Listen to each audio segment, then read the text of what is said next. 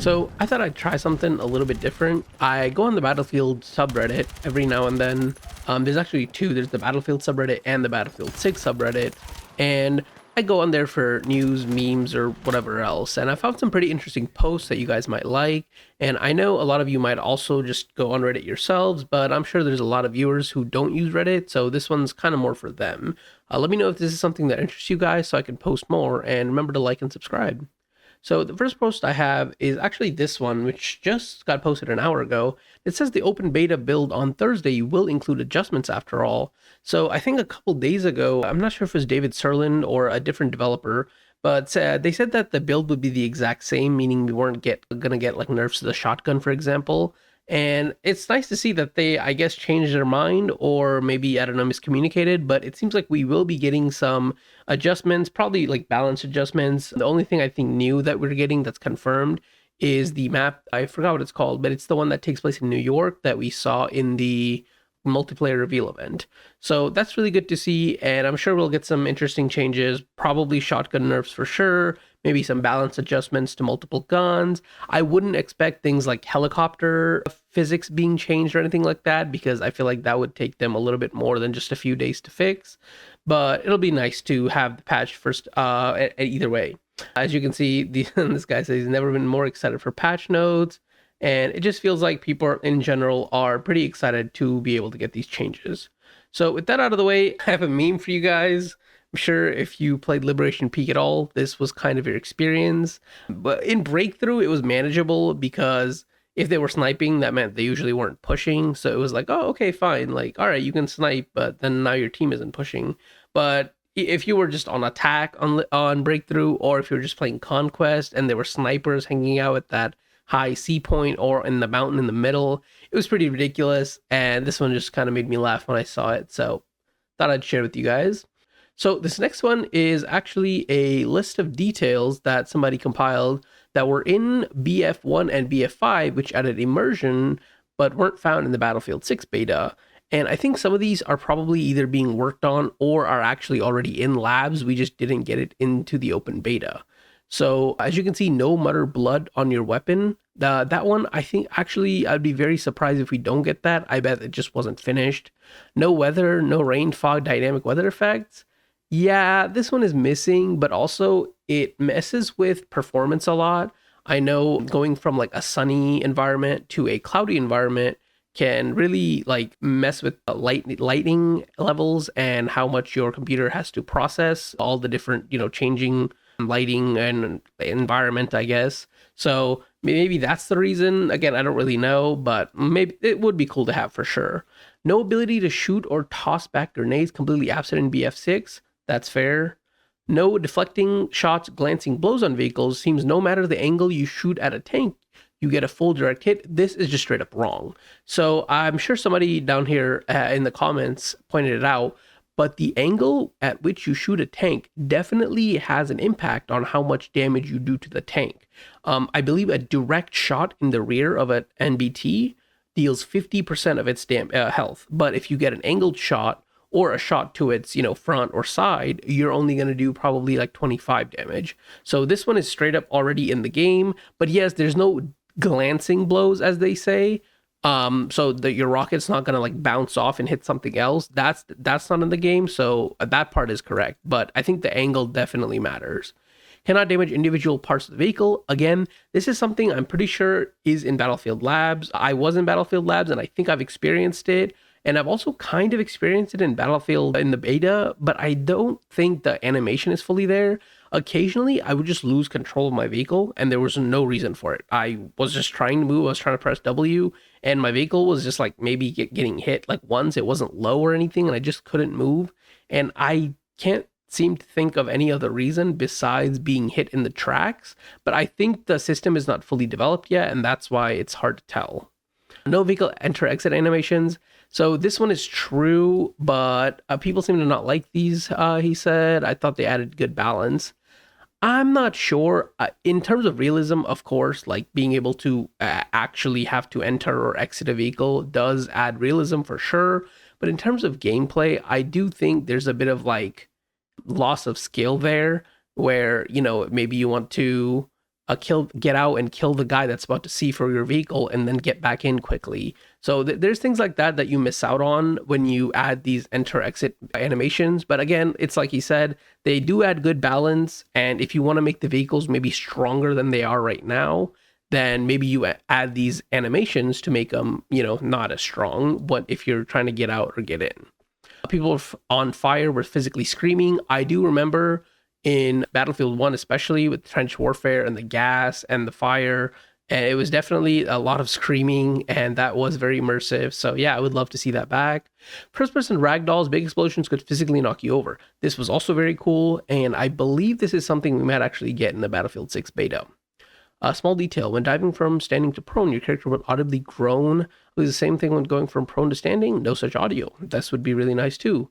No voice lines for picking danger, also no go, go, go and comma rows. I bet these are things that are coming. No request order command, therefore no mutiny functionality. Right, so I think this is another one of those things that's basically been in every Battlefield, even maybe, I think Battlefield 3 and 4. So I'm like 99% sure we're going to get these, and they just didn't make it into the beta.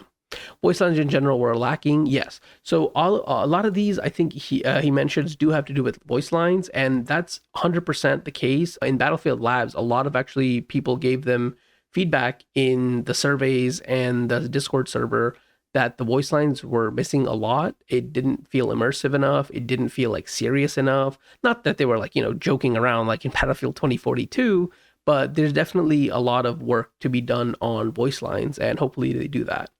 I guess he edited his post and added a few more things. That grenades can't be shot to blow up. Okay, there we go. I didn't try it in the beta either, but I guess he fixed his error from earlier. Damage to tank, yeah, so this is what I was saying. Damage to tanks does depend on the angle you hit. And mud on what, like I said, mud and blood was apparently working in Battlefield Labs, may return. I did see that, especially on vehicles, like I said, at the bottom of vehicles, like the tracks and stuff would get dirty. I wasn't too much sure on the weapons being dirty, but it's nice to see that it is the case. And of course, I'm sure a lot of people are agreeing, kind of like I did, about some of the actual good points. This guy wants a lot of those features back as well. And I really detest the difference between Battlefield 1 and 2042. Yeah, it did obviously seem like we went on quite a backwards trip from Battlefield 1 to 5 and then 2042. And now we're kind of trying to make up for the ground that we lost after 2042 to the point where we're not back at BF1 levels yet. But again, this is a beta. I'm sure a lot of these things will be added, if not all of them. So, you just got to wait and see. I think they're making good progress. So with that post out of the way, we have this one. And this is actually an article, and it says Battlefield 6 has already sold over 600,000 copies on Steam. We'll go ahead and read the article real quick. And as you can see, it's just saying with 2.7 million wishlist, pre-order revenues of 35 million on Steam alone, Battlefield 6's pre-release Steam's metrics have blown through the roof, which is something you can do literally in the game too. Yep. And yeah, they just kind of go on about how the IP has been struggling, and it's good to see that they're kind of maybe back on their feet. They have a good amount of pre-orders already. What is that? 2 months away from the release of the game, and how the percent of wishlisters that have wishlisted Battlefield 6 have also played, of course, Call of Duty, 2042, Helldivers, Delta Force. So pretty cool to see. And we'll look at some of the comments. Guys, I'm starting to think of pre-ordering. Remember, only pre-orders, of course. Feeling good when the game is on the right track to have a healthy population. That will be really nice. I've seen enough pre-ordered. I'm not pre-ordering, period. Yeah. So again, I don't really have a say in this topic. If you think you have the money and if you want to, spend your money on a potentially risky investment with Battlefields, because that's what happened with 2042. It was risky, even though it looked good from the trailer and whatnot. It's up to you. It's your money. I'm not going to tell you what to do with it. But I, of course, won't be pre-ordering until we get a little bit closer to the release of the game. And, I hear how things are coming along and so on. So with that out of the way, this one is really interesting. I just saw this earlier today, Battlefield 6 sprint speeds detailed. And I thought this was worth talking about because, as you can see, a lot of people, complain about like how the movement is too much. And of course, some of that has to do with like the sliding, or maybe, like flying around corners or whatever. A lot of that stuff was obviously also possible in Battlefield 3 and 4, but it does seem like, as far as like just movement, just sprinting, it feels like Battlefield 6 is actually slower than pretty much every other game, and every other Battlefield game, of course. And that's pretty interesting to see because playing it, it didn't really feel like I was being slower or I was slower than any of the other games. And I've played, I think, all of these except for Hardline. I played Hardline, I think, for a day or something, or maybe just the beta. So I have a pretty good experience with all of these, and it didn't feel like I was that much slower. I mean, of course, numbers wise, you're not literally slower. Obviously, Hardline seems like you were the fastest just by default.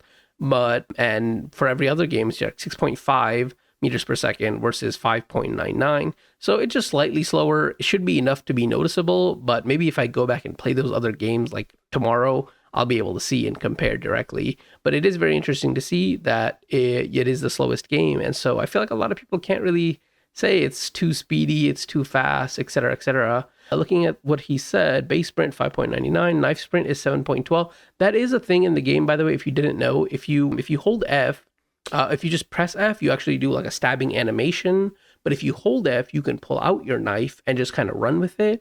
And you can see that you run really fast, like faster than all the other Battlefield games. But of course, you have a knife in your hand. So 7.12 is pretty fast. I was doing this on the last day of beta after I figured it out and was, trying to implement it into my gameplay a little bit more. But it is really good to see that, of course, if you have a knife in your hand, like, yeah, you're faster, but it's a detriment because you have a knife in your hand. So I think it's okay. I do think maybe it'll be toned down or maybe even removed because it will be pretty silly later on in the lifespan of the game.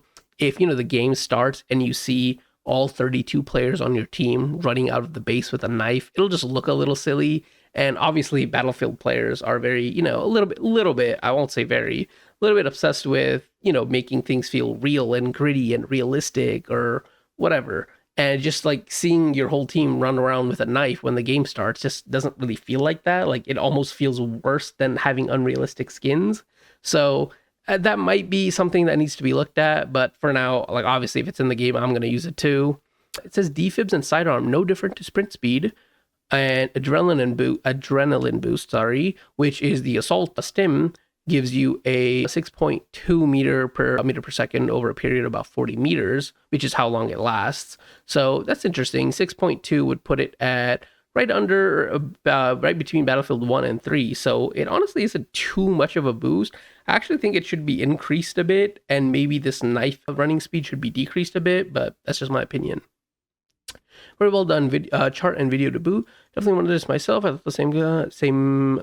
It felt faster than 3 and 4, but it's probably just faster animations. Right, and that's another thing I actually forgot to mention is a lot of these speeds will change or feel different based on your FOV. If you don't know, if you turn up your FOV all the way, you see a lot more of your surroundings. So when you sprint, everything is zooming past you much faster, and you feel like you're faster, even though you're not literally faster. Your character isn't running more or running quicker just because you turned up your field of view. But visual, I guess, discrepancies definitely have a little bit to do with why people might feel the way they feel. So the knife did increase sprinting speed. That's interesting. That is. God, movement in Battlefield 6 is way too fast, bro. It's just too fast. Right. I definitely saw some posts like this. As you can see, like, the people just sometimes have a perception of things that aren't necessarily true. If this is correct, it really shows how tiny and cramped the maps are, making the field too fast-paced. Yeah, so we'll get to that in one of these other posts real quick in a little bit, but it did feel like the maps were a little bit too cramped, and maybe that's why you felt fast, because even running slower at a slower speed compared to these other games, if the map itself is also just super small, then you feel faster because you can cross the map that much quicker. So I wonder what the logic behind the knife thing. You're still carrying your gun. It's not like your weight load has decreased. You see when you have the knife out, you're cutting the air in front of you, thus decreasing air resistance. This guy is pretty smart. Right. So yeah, that's good to know. Unpublished opinion. Shotguns do not need to be nerfed. Now this is a bit of a hot topic, and I have my opinions on it, but let's see what he's saying. There are too many people complaining about shotguns are strong or an OP on CQB maps. That's literally where it's supposed to be strong. Also, it seems people are just butthurt from getting dumpster by 12 gauge from 25 meters, which is absolutely an extremely lethal range for a shotgun IRL. The shotgun is worth using now instead of it being a gimmicky weapon. DICE, please don't change it. Now, I have a couple things to say about this. First of all, this sentence, extremely lethal range for a shotgun IRL, is just, you can straight up delete that, because If someone gets blown up by a tank, I can't go up to them and defib them and bring them back to life. Like that's not a thing. So if you're talking to start talking about, lethal range for shotgun IRL, then we also can't have people being revived after getting RPG'd or, even shot basically half the time. So that part of his logic is kind of flawed there. But yes, I do kind of also agree that shotguns, first of all, I should say that I think the shotguns were a little bit OP. They definitely need a nerf. I don't think they were like crazy OP or like must be absolutely nerfed into the ground or anything. Like maybe just tuned down a little bit. But I do think the fact that, again, the maps were small, a lot of tight corners, stuff like that, a lot of buildings. So, and of course, that's like this guy said, that's where they're supposed to be strong. So that had a part to do with it and why they felt strong. Let's see what the comments are saying. The problem is that assault gets shotgun as a secondary. Of course, that's a problem too, right? Instead of nerfing shotguns, DICE should rebalance the assault class. I don't, sure. I think maybe do both. Like, yeah, maybe give assault a perk rather than the 2-weapon perk. But I think they should still nerf shotguns a little bit.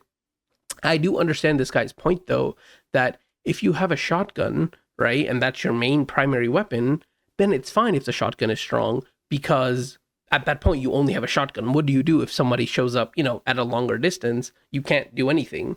My problem with that logic is that, sure, then nobody will use a shotgun on Liberation Peak, for example, but if it still stays as strong as it is right now, then if you play, for example, King of the Hill in, for example, Cairo, everybody's using a shotgun because that's a close CQB map and it's the best gun to use in that environment. So I still think if anything is like by far the best gun, which the shotguns would be if they don't nerf the shotgun, then like it needs to be nerfed. It shouldn't be the case that this is just without question the best weapon on a certain map. So I think at that point, that is why I think the shotgun needs to be nerfed. My suggestion for assault would be to remove the secondary weapon entirely and replace it with another gadget. Yeah, I mean, that's up to them, I guess. I'm okay with it either way, but I do think it's a kind of a unique thing for them to be able to use 2 weapons. Because remember, Assault lost a lot of its identity by not being a medic anymore, because previously in some of the games, Assault was also the medic. So now every class kind of has their own role, where Assault doesn't really feel like it has any role but to kill people. And so they need to be able to have the tools to kill people, which it kind of just makes sense that they have like this lethal option of carrying 2 guns. It really makes them feel like they're powerful and strong and scary. So I do think it fits them, but again, I wouldn't be upset if they got rid of that or anything. And this guy said this is the best take. I personally feel they're tuned a little too high. Oh yeah, so he kind of agrees with me there, where I also think like this is the case where that the problem is that assaults are getting shotgun as a secondary weapon, but also that shotguns are a bit too strong. Similarly, realism is never a solid argument for gameplay, of course, like this guy said, which is an absolutely extremely lethal range for a shotgun IRL. That's not really a great argument. 1, real life shouldn't always translate into in-game for the sake of realism. 2, shotting someone 50 meters away is crazy. Yeah, that is quite crazy with a shotgun. Also needs a slight nerf to the SGX. Yeah, that's maybe up for debate. Shotgun was easy mode, dude. Get real. Yeah, so as you can see, pretty, I guess, conflicting opinions about this. I wonder what you guys think about the shotgun. Let me know in the comments down below. Next up, we have these class icons. So this is a pretty quick one, but I just wanted to mention it because, yeah, they really are terrible. I will say I kind of like the assault one because it looks like an A for assault. That one is pretty easy to remember and recognize. But the engineer one just kind of makes no sense. Like, it's just a circle. Why is it supposed to look like an RPG maybe? And then the sniper is also, like, I understand it looks like a crosshair, but it's also just weird. And this looks like a Dometic plus symbol with like a line going through it, but it's also just hard to read. And yeah, I think all of these, besides maybe the assault, probably do need a bit of a rework. This guy says, I like the square class, my friends like the triangle class and circle classes. We need more people to play the bridge class. Is it the bridge class? Yeah, this is supposed to be the bridge class. That's funny. I understand the icons at some point, but I agree. I can't tell who is who when looking at them. Right, yeah. So not much to really talk about there, but I do think they need a little bit of work. So speaking of the UI, actually, this is another thing. And as you can see, they use this like, as people say, I think people call it like the Netflix system. and they use that system for the, picking playlist or classes where you kind of like click play and then this window pops up and then you have to click between these cards, I guess. And a lot of people didn't like that. A lot of people preferred the old, Battlefield 3 or 4 or whatever method. TV and controller friendly UI design, that's what it is. That's definitely probably the case. But, I don't know if they'll change it. I really hope they do because I'm not the biggest fan of this. But it's also one of those things where I don't care that much. I care more about the game being good than, the menu being like perfect or anything. Maybe this is something they could even change or fix post launch and I'd be okay with that. Looks identical to the last 4 Call of Duty games that I played. All it's missing is a store tab, a buy Battlefield points tab, and a full page of adverts for a gun and skill bundle. Yup. Why is every company scared of a basic clear to read list? Single player, multiplayer profile options about. Yeah. No, I kind of agree with this guy. Just a simple list, and then you click, and then you have a bunch of options. I don't need to see all this. There's so much empty space wasted, I feel like, up here that kind of just isn't being used. But, no reason. I'm not a UI designer, so I do hope they improve it. But yeah. Next up, this one is pretty interesting. We talked about the map sizes a little bit earlier and how we were playing on cramped, small maps, and that's part of why the shotgun felt good. And this is a person complaining that the maps are way too small. Your widescreen color is too much. Keep it simple. My personal complaint is that it feels too fast, and fall damage needs to be increased. Fall damage, I'm not so sure about. I think it felt fine. Combat roll, obviously, I was using that. Anytime I jump from a high point, I use the combat roll, which basically negated the fall damage, and maybe that needs a nerf. Maybe you should still take more damage than you would have otherwise if you didn't combat roll, but it's up to you. Speed is a factor of map size. We picked these maps to make sure we hit the full octane version of Battlefield on the head and made everyone see that we can handle that too. Large maps exist and the tempo scales accordingly. You'll be able to see soon enough. Okay, so this is of course a developer and they're saying they purposely picked small maps in order to kind of show the public and get a positive reception of the fact that, hey, we have these cool, intense urban environments, but that they also have a lot of bigger maps ready to go and that we'll be able to see soon enough. Let's see what people are saying. People need to put time in the game and play the game. The more I played it, the more I liked it. I trust these guys to bring this is the kind of thing that I'm with this guy. I trust these guys to bring more good to the game. I think what they've made so far is good, and I do trust them too. But I bet a lot of people read this and are like, "Are you sure, man?" Because if you played Battlefield 2042 or even 5, then it's crazy to say that you trust them because both those games did seem somewhat promising before they launched, and then after they launched, they were the exact opposite of promising.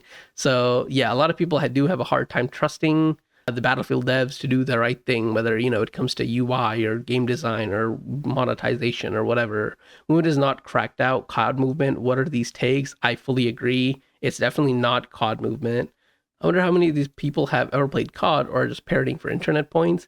That's definitely the case. There's a chance that a lot of people haven't played COD and don't really know what it's like, or maybe they think it's way crazier than it is, and that's why they're comparing it. But who knows?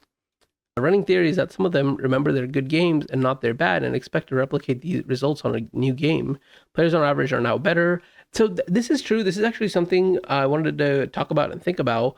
Is that a lot of people, for example, I play a lot of League of Legends, maybe not as much, but I grew up playing League of Legends, which maybe a lot of this audience can't even relate to.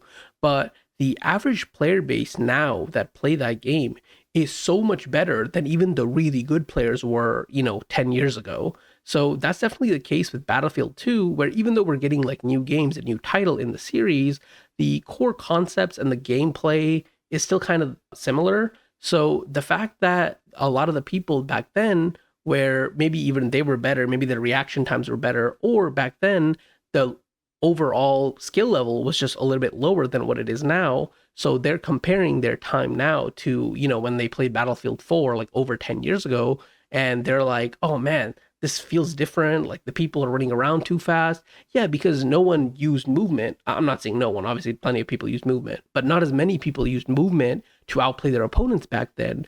Whether now we have games like Apex Legends and, so many other ones, I won't even get into it, but that kind of focus on movement. And so the average player has kind of adapted their play style to be more movement oriented and are going to use more movement So makes you think that, oh wow, this Battlefield 6 game has way too much movement. But no, it's just that people are using it more than they did back when you played Battlefield 4. Anyways, moving on. The thing, I understand why they did it. I just disagree. I don't play Battlefield for constant high octane. I played because it offers a dynamic mix of sneaking, flanking, and octane in the same match. Definitely true. I think they 100% nailed it. He made good on his promise. Maps were gritty, condensed, with a lot going on. Yeah, so I think there's not much to talk about besides, they're gonna see if they are able to deliver, or we're gonna see if they're able to deliver on these bigger maps, as he's saying, and we'll go from there. So this one is pretty interesting. It's a video, and I'll just let it play out real quick, and then we'll talk about it. As you can see, he goes up and sees a lot of people on B. He gets 1 kill. Goes again, he gets 1 kill, and then he dies. So yeah, so this guy is pissed. Why are RPGs terrible against infantry? So this guy says RPGs are anti-armor weapons. Most of their destructive ability comes from a jet of superheated metal being shot at through the armor of a tank into the cabin. So yeah, maybe that's the case. That's fair. I don't even think this guy's wrong, but I have kind of a different take, and that's just kind of that RPGs aren't meant as, anti-people weapons. I think I want to be able to shoot people with guns and vehicles with RPGs. That's just kind of how I want it. I think the second you change this and make it so that this is, killing all 5 of those people that he saw, then I think it just becomes an RPG spam fest, and you get some of the issues where, in maps like, for example, Operation Metro, people are just RPGing in places where people would peek from behind cover, which, like, nobody wants to die to an RPG. And yeah, I guess killing someone with an RPG is fun, but, like, is it really? I personally don't think so, but maybe some people do. Probably because the engineer gets 5 rockets. That would be fucking diabolical every single game. 100% true. The spam would be immeasurable. So yeah, that's what I'm saying. Of course, like, it would be really satisfying, and I kind of agree that, say this was real life or whatever, all those people would have died. But I don't want that in Battlefield, and I think it would just probably set a bad precedent. So I think that covers it for all the posts I wanted to share with you guys today. Like I said, it's a little bit of a different type of video, also a little bit long. Let me know if I can improve it somehow, or if you guys want to see more content like this, and subscribe if you do. Thank you for watching. This was Sphinx.